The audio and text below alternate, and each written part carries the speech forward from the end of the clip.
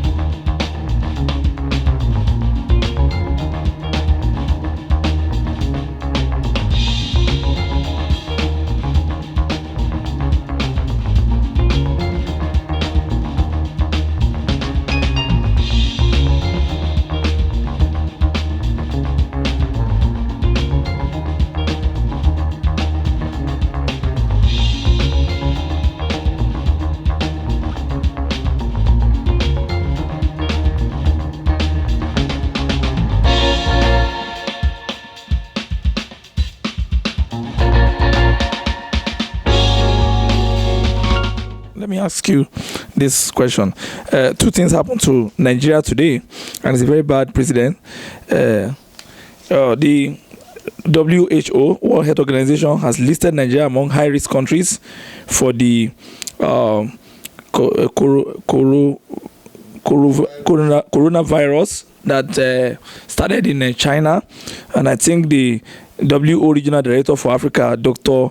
Mashidiso Moeti, said that to ensure rapid detection of the novel coronavirus, it is important to have laboratories which can test samples and support countries to improve their testing capacity. Then, secondly, President Donald Trump has just banned Nigeria. He has included Nigeria and some other countries like Eritrea, Myanmar, Kyrgyzstan on immigration visa, banning us that we cannot immigrate to Nigeria, to America again, starting from 21st of this month. Today is 1st of February. So, sir, what do you see to this? And because Nigeria has always been part of the United States policies, we remembered Operation Desert Storm in the 90s in Kuwait, and we remember our initiative in Ekomong, which America initiated that we should support some African countries, Liberia, Sierra Leone, and some other things. And we've always been pro-American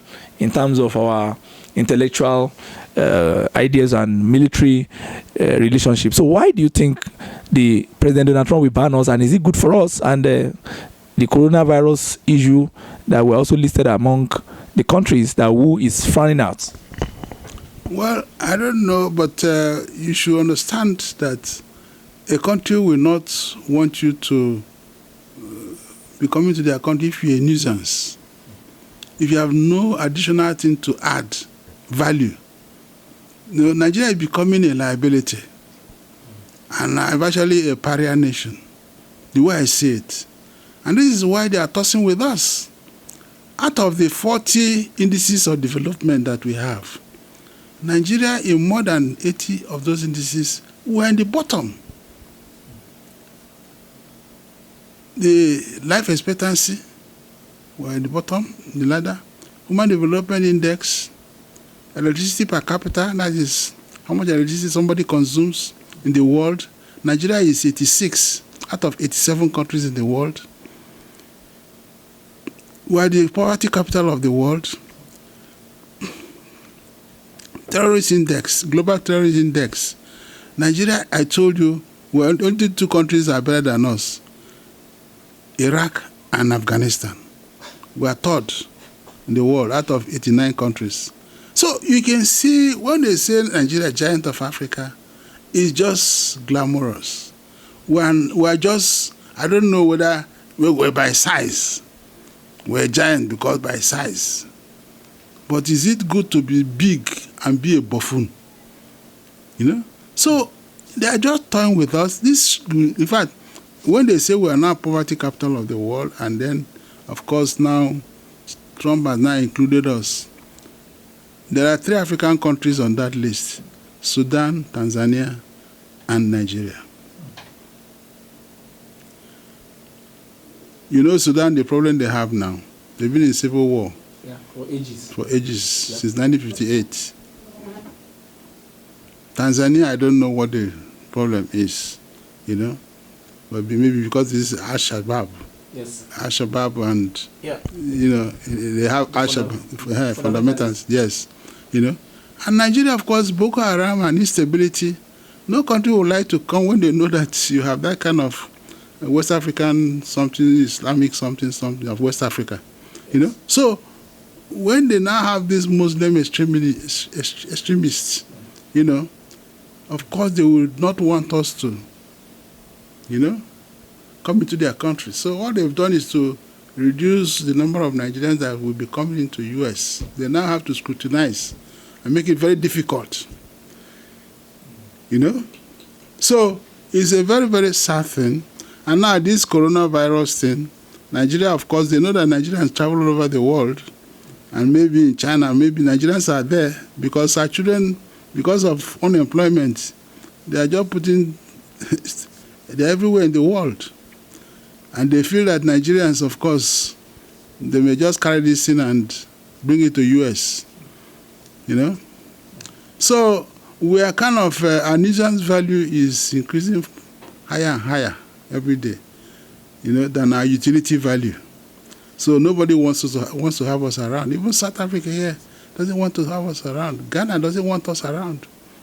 As close as we are in Africa here, you know. So it's a shameful thing, and this is why, for God's sake, I keep talking about restructuring. Nigeria needs a total overhaul. You cannot solve it one by one. And let's all fight corruption now. Tomorrow we'll fight this. No. We need something that will totally take the whole thing in one go. You know, by the time we restructure, we sit down and decide this problem, this is how we're going to solve it. Our constitution will now be made with that in mind to solve some basic fundamental problems. You know, and those fundamental problems, once they are solved, Nigeria will now have a clean slate to start on. You know, have another clean constitution that we made with Nigeria in mind, how Nigeria the future should be. And I believe that Nigeria, after that constitution, should no longer be Nigeria. We should have United States of Nigerian States. I mean, what I call United States of Nigeria, USN. USN, that's a great one. United States of Nigeria, we must have something of that nature in mind. If I say we are united, let's be united. Let's know how many of us are really united and form that United States of Nigeria. Those who are not interested can move on to whatever they want to do. But it will be in a conference where we'll agree on basic issues like secularity. We want Nigeria to remain a secular state. But if somebody wants to, half of it to be Islamic or Christian something, then you can go somewhere and form. But if Nigeria got to be secular, everybody must practice that secularity. You don't go and have Islamic adulteration in a secular system. We must decide if state of residence will now be what will be required for you rather than state of origin, which is specified in the Constitution. How many years do you have to stay and become like in U.S. If you get to a state, you stay there for 5 years, you now become part of that state, you vote, pay your taxes, and these are voted for. Yes, these are issues that the Constitution will take care of, And then that Constitution will define issues like federalism and unitarism. You don't have a unitary government and you call it federal government, federalism. When you know what you are practicing is unitary. That Constitution will also specify how we're going to really, if we're going to be federal, what is the definition of our federal system of government? Then parliamentary, if we're presidential, then don't mix up presidential with parliamentary. Like what happened in Imo State recently. Yes, sir. House of State members crossing carpet. Yeah, because they gave the judgment to Opuzodima and the APC and all the PDP. In the presidential system, that does not happen. So our Constitution will now define all that, so that you don't in the presidential system until the next election. You can cross over, but not when that dispensation is alive. You'll be crossing carpet every day. Today you are this, tomorrow you are that. It's confusion. It's absolute rubbish. So these are things that are lacuna in our Constitution. So our new Constitution will define most of these ambivalences, and be able to spell them out so that most of these things are missing in our present Constitution because nobody foresaw them.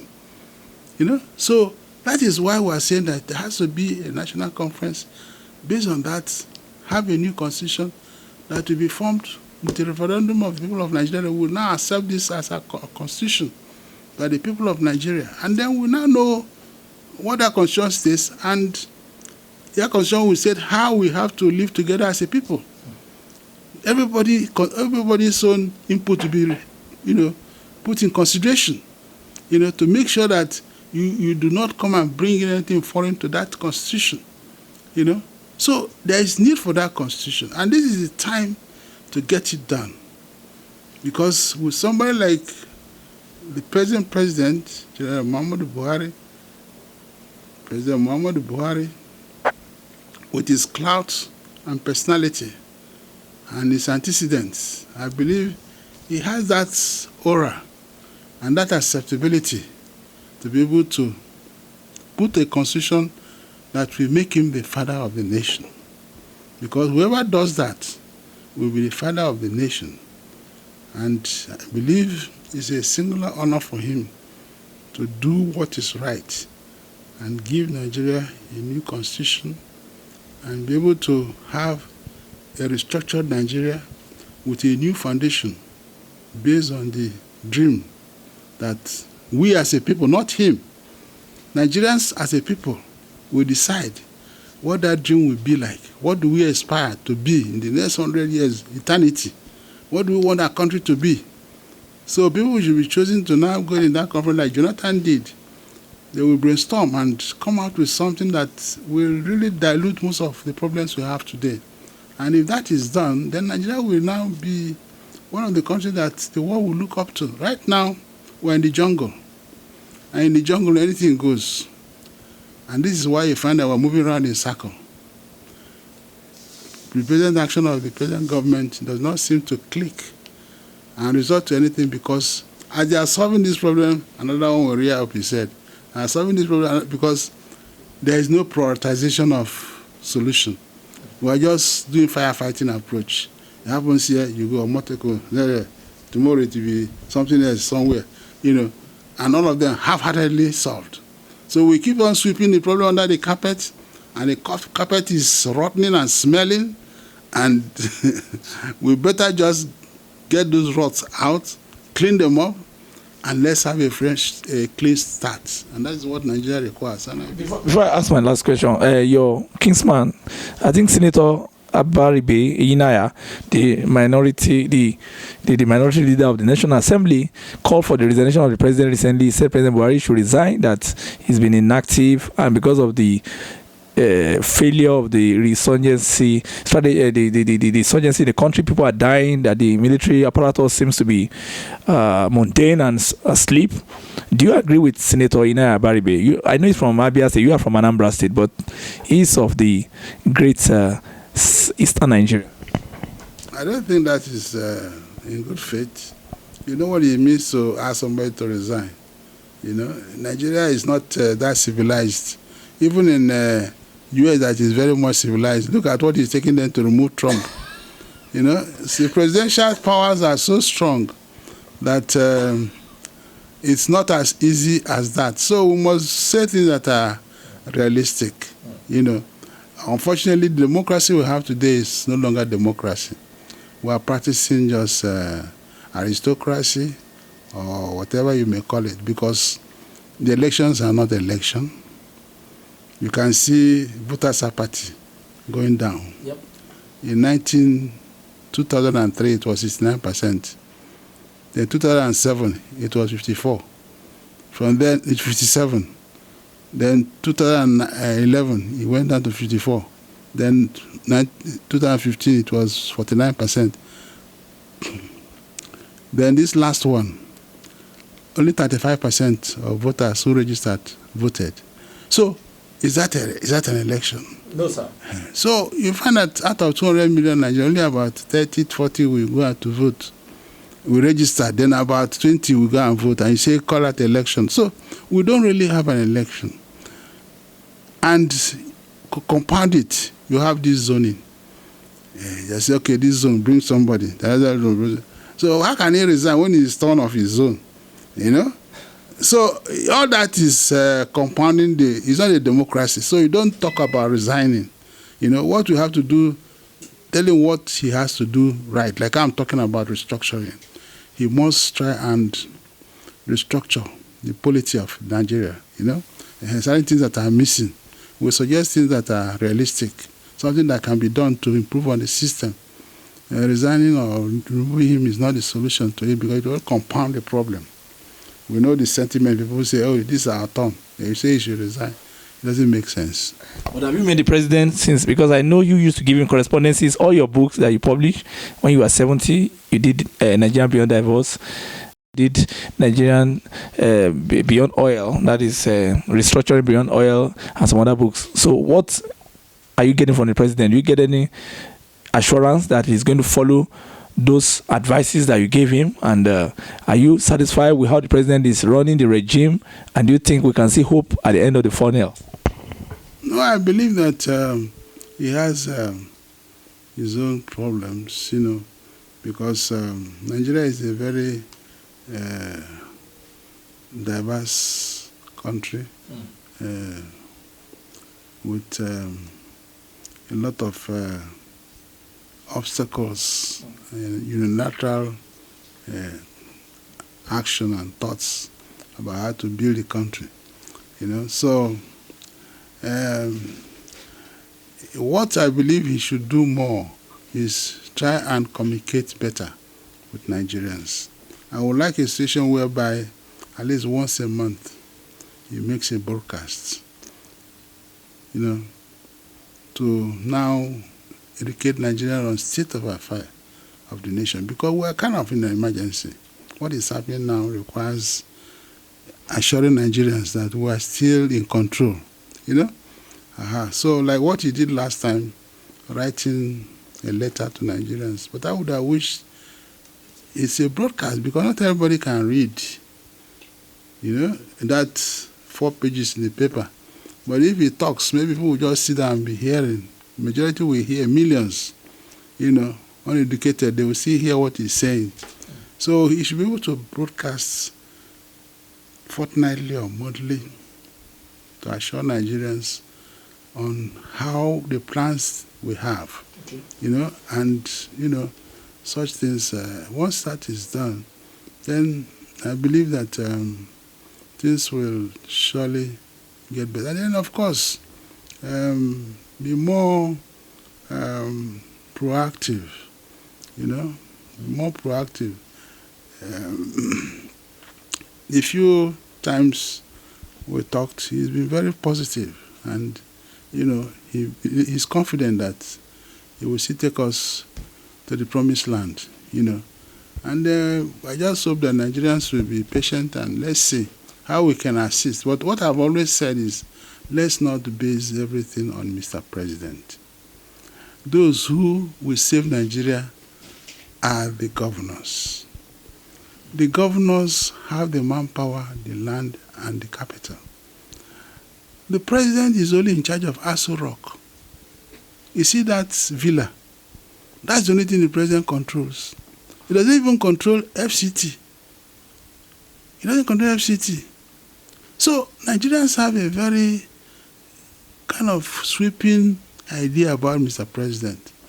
If we are running a unitary system of government, the president would have had powers to tell a governor what to do and not to do. And that was the beauty of what FNSE tried to do, so that we can move fast. But unfortunately, the way Nigerians decided that, no, we don't want unitary government, let it be federal. And federal gives states autonomy to do what they like. That's what federation means. You develop at your own pace, you do what you like. And you see, that is the problem of Nigeria today. So we cannot eat our cake and have it. Buhari has no right to go and tell a state governor, leave, if his priority is to build mosque, he won't say, stop building mosque, agriculture should be your priority. He has no right to. A state governor decides what his priorities are. And this is why you find that Nigeria is moving around in circle. Because if it's a unity government can now say, for so year, all we are going to do is agriculture. Everything, please forget about health, forget about solid minerals, forget about this, that, hospitals and all those things. Let's first of all feed our people. Then from the center, the president can now send money based on that, and he will not supervise it because he's a unitary government. This is why you find that most countries of the world are unitary. Of the 190 countries of the world, only about 25 are federal. Canada, UK, and a few of them are federal system of government, and in only developed countries. Because most countries are unitary or quasi-unitary. So this is all that Nigerians don't tend to put in focus. We rejected something that today, I believe we had a right to say what we want to do, but that is the truth. That's the truth. So, but today, the tendency is to be blaming Buhari for everything, the president, which I've always said it's not true. It's not factual, it's not real. The governors are the ones that should move, because they have them. If they employ most of their workers, their people in their state, the country will have unemployment. Buhari cannot go here and employ somebody to work in Adamawa State. It's the governor that have the bulk of the manpower. Buhari has no manpower to employ or to do, apart from federal government offices, which are, of course, how many are they? They're not up to 500,000, So the issue is our governors have to sit up. I've always said this. Governors must be proactive. This is why Nigeria is moving in circle. If we have effective governor, until Ngige went to Anambra State and built massive road network. When he came to power, the first year, second year, I visited Anambra State, I got lost. Because some of the roads he built have never been built. I couldn't find the way to my village because there was so much road network within 2 years.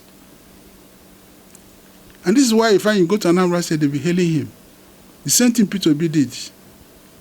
That Anambra State now is one of the states that are paying salary, pension, and everything because of that foundation.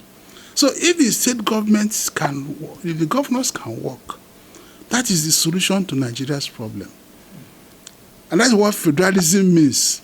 But we have a federal system where governors still believe that the solution is from Abuja. Once they get the money, they squander and go again and collect. The one they gave you, if you don't sow it well, you won't reap properly. And that's why we are suffering. They have to make sure the unemployment problem is solved by instituting agriculture or whatever it is within the states. You know, do something with the money. Sow some seed, make sure that the thing is nurtured for development. But if the state is giving money and the government uses it to go abroad and just blow it up or something, how do you, you know? So it's a food for thought, and I believe that the general is, the president is has his own, you know, he's slow to react and all that. But what I'm saying that let the blame not just end up in his corner. Oh, President General Buhari is this, is that, is this, is that. I want the governors to, the Nigerians to know that the major cause of our problem are the governors. They must sit up and run their states effectively. Once they do that, you know, if a state, there's unemployment, there's hunger, there's everything, they should start asking the governor, the money you are giving, let's find out how you spent it, how they spent it. If people start asking, then, you know, and even demonstrate, if they find out that the money is not being used properly, you know, that's how the governor will now sit up and start using the money effectively. You know, there's so much wastage in the states, so much, you know, wrong application of money. How can you start building flyovers or start building stadium or start building airports? How many people use aircraft in your state? But these are the kind of priorities you see, you know. And if you already have a federal university, maybe don't worry about building your own state university. I know you will say, if you want to send everybody to school. But if they go through their university and come out unemployed, is it better? So if you use that money to put up a factory, so that those who come out from federal university and the rest can start getting employed in your factory and develop something that you can sustain, it's better. And this is the way I think the governors should be thinking. You know, those that have potential in farming and all that, do something about that. Be able to feed yourself, produce, encourage people. You know, agriculture is not something we can commercialize easily.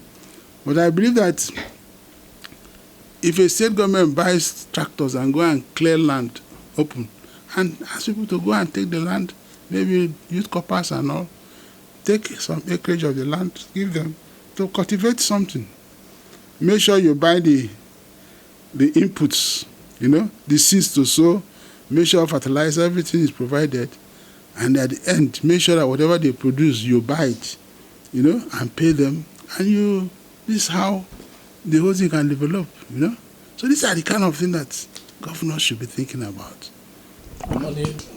Rounding up, sir, you are writing a book again at the age of 70. You're going to be 77 this year by the very grace of God. So why are you writing another book? You've written almost going to 15 books now. So why are you so busy yourself? I saw the book in your library, and I saw your typist, your secretaries working on the rough copy when I arrived at your house yesterday. So why are you writing another book at this age, and what is the problem, sir, that you are already writing books, and you are not even resting? Well, it's because I love Nigeria. I feel bad about what is happening in the country, and I feel that the only thing I can do is to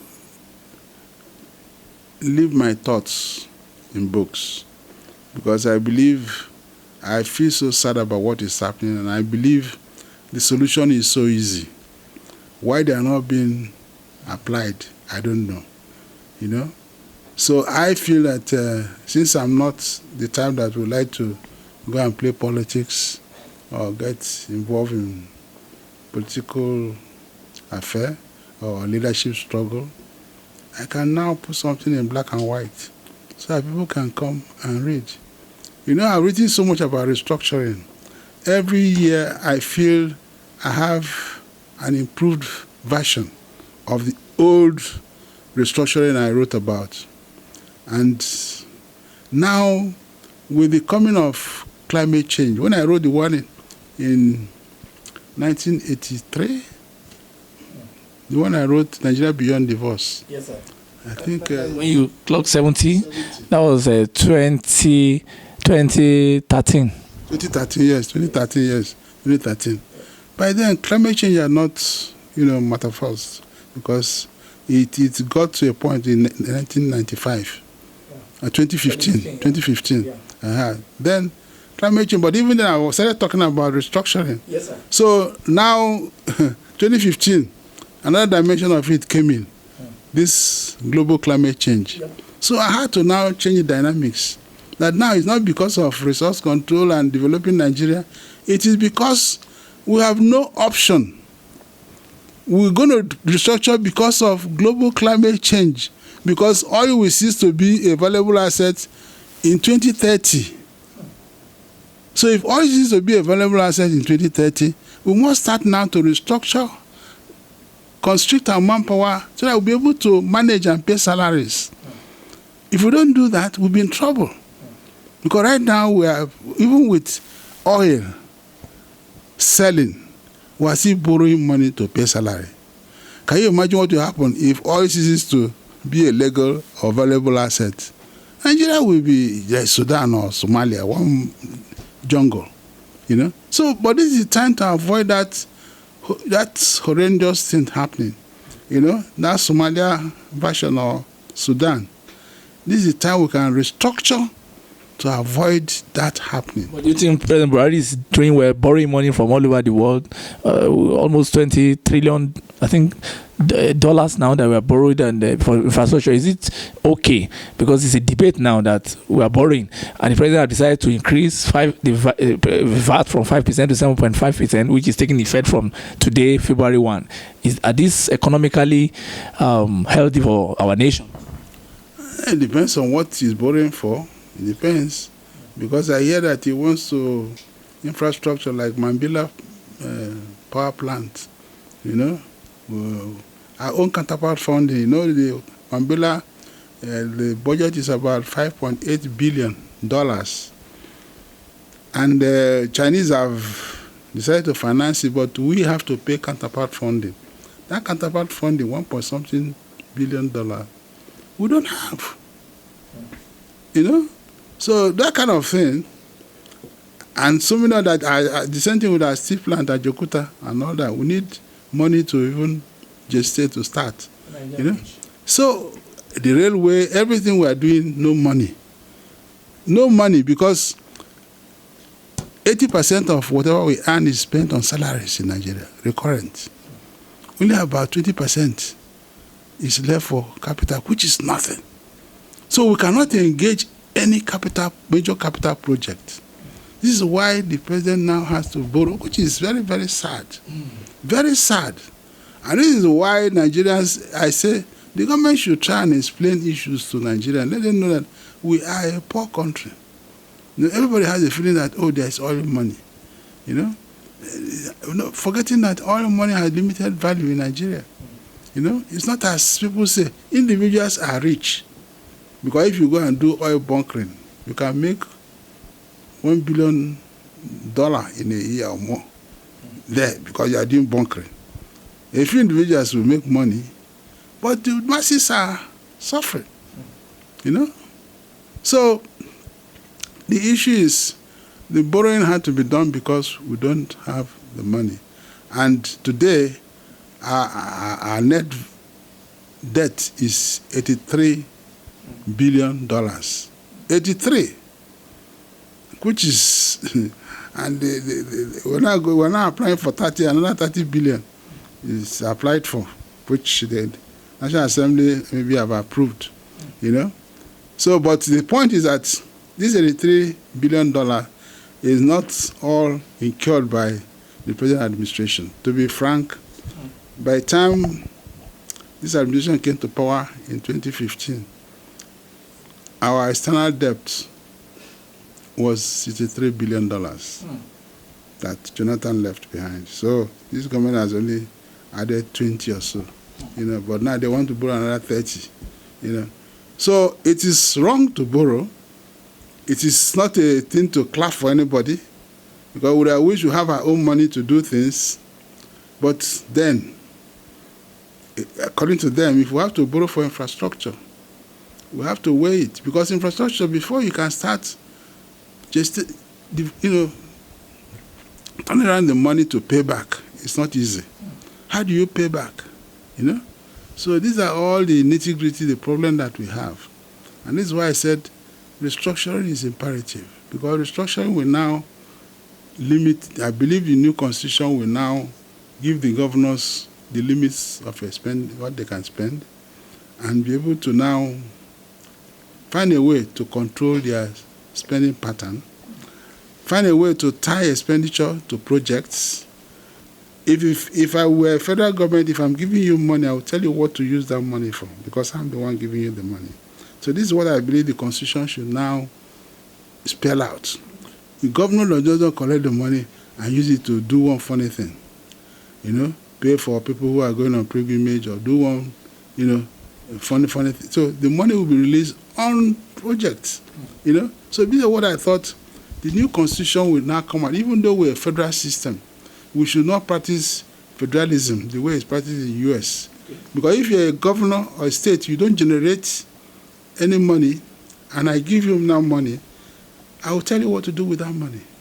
And then we'll be able to audit and see that you spend that money on what is released for. If you don't, then of course there should be a check. What happens to you? There will be no immunity. If you say this immunity thing we gave governors, shouldn't be. I believe immunity should stop with the president, because he's the overall head. If something happens to him, so, and whoever, because he's elected by everybody, we believe that he has more chances of being rational. But for state governors, some of them are such, such rascals, sir. So and playboys. Immunity. Immunity shouldn't go to them. So that if he commits that offense while he's there, he goes in for it. So that if money is released to them, and this is what I believe in my book, I've always stated, this new book, that how money should be released with project targets, what to do with the money. So these are all the things I'm talking about, restructuring, and how the new constitution, the new, everything, how we spell out everything, so that we can have a transparent governance. Election will be transparent, everything will be, constitution will state how. It's not the idea of president maybe nominating who will be chairman of electoral body. No. There will be a body that will be selected. It's done in India and other countries. Who will now pick who will be chairman of electoral body? So when you put such places, such things in the constitution, you find that there will be check and balances. And that's why I believe that there is need to. If Buhari is really what we believe he is, somebody who has that patriotic sense about himself, he should be able to know that Nigeria needs a redirection. And that new redirection can only be done if he restructures Nigeria. That's the only way he can be remembered by posterity. If he doesn't do that, well, unfortunate, because he's going to live in Nigeria that, if care is not taken, we go the way of most other big nations like USSR that collapsed and got split into pieces. That's the fall of another domino. Which would be very, very unfortunate. And I believe that you shouldn't allow that to happen, because we are tending towards that. Since year 2007, Nigeria has been on the failing state status. That is one of the countries that the world is watching that we fail. Since 2007. It's a long time, and it's long enough for us to pull out of the brink and pull Nigeria out of that thing, But somehow, Nigeria, God has been saving us, When we get like we're going to collapse, something will just hold on, But I think we're taking many things for granted, and unless Buhari does it, the way things are piling up now, we may get to a crisis point where it will be difficult to salvage. So the time to really hit the nail on the head is now. And I hope he does that for the sake of posterity and himself. Thank you so much, sir. It has been a very wonderful time with General Sam Momah, former Minister, Science Technology, first Director General, National War College, Abuja, and a former military strategist at the Doctrinal Command, a man par excellence. And till we bring another personality to you next week, keep watching Asabe Africa. The discourse continue. Goodbye.